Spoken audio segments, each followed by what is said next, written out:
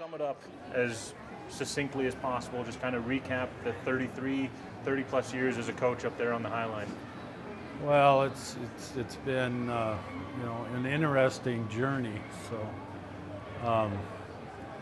I started coaching when I was going to college at Northern, and then I kind of went on from there.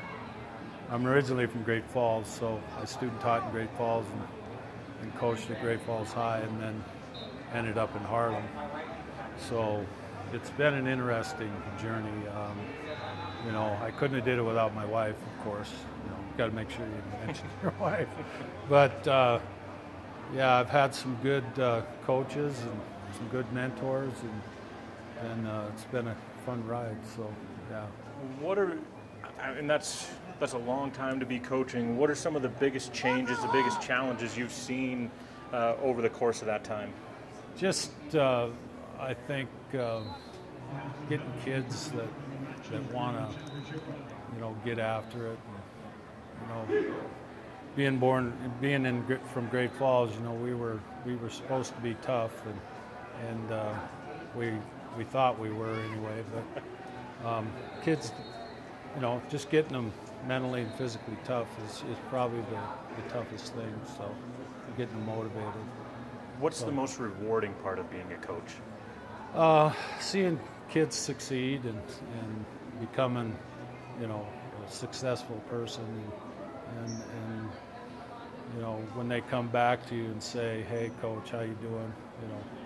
That type of thing. So yeah.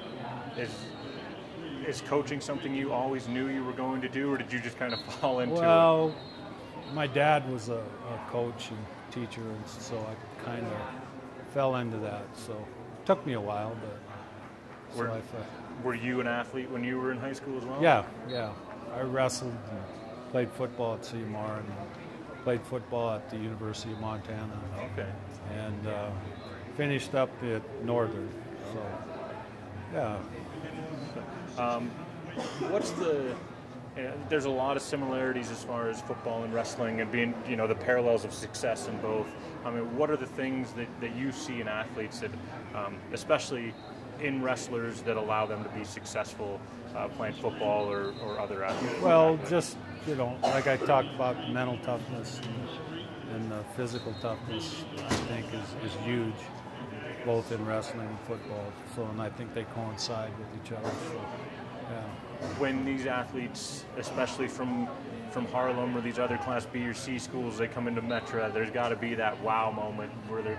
So how hard is it or how cool is it, first of all, for them to just be here for state wrestling, and then secondly, how hard is it for them to kind of approach it just like another match, knowing what's at stake in front of this big crowd? That's kind of what we talk about. It's just another tournament kind of thing. But the younger kids come in here and kind of go, whoa. So yeah, it's getting them geared up, and we've had a lot of success in wrestling in Harlem for years. So the kids are pretty good about coming in here and knowing what's going on. So. Yeah. When you look back on your time as a coach, whether it's the head coach or assistant coach with the Harlem wrestling program, what stands out? Is it the success, the wins, or is it, like you mentioned earlier, when the kids come back and say, "Hey, coach," and want to talk to you again? Well, it's all that. We all want to win. So, and when Lyle Falconberry and I first started, we kind of, we had our struggles, getting those kids going. And it's tough.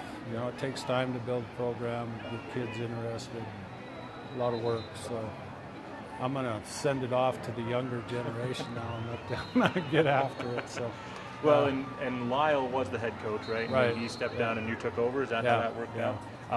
What's your relationship like with Lyle and some of those other folks up there in Harlem? Well, Lyle and I have been together for 30 years. You know, he was there at the same time I was. And we coached football together and wrestling and track. So, yeah, I've known him for 35 years. So, yeah, it was tough for him to step down, and you know, it's hard. It's hard to stay away, and I have a hard time keeping him.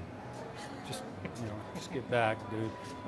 So yeah, he's still involved. So yeah. Last week, you were honored, recognized at the divisional tournament.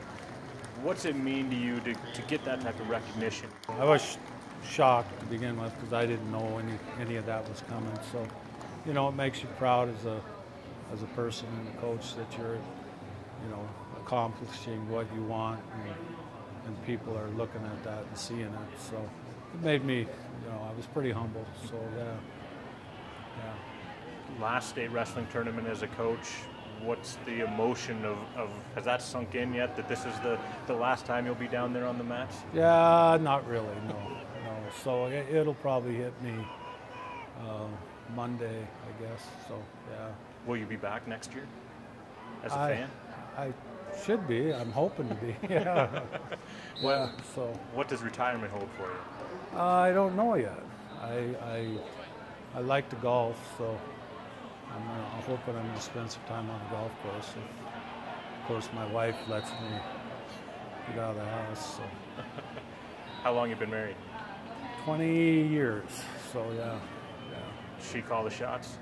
Well, she thinks, I let her think she does. So yeah, she does. So yeah. All right. Anything else you'd like to say about your career or this weekend in particular? You know, I just thank all the other coaches for putting up with me, because I have a strange sense of humor, so they put up with me, I guess I could say, you know.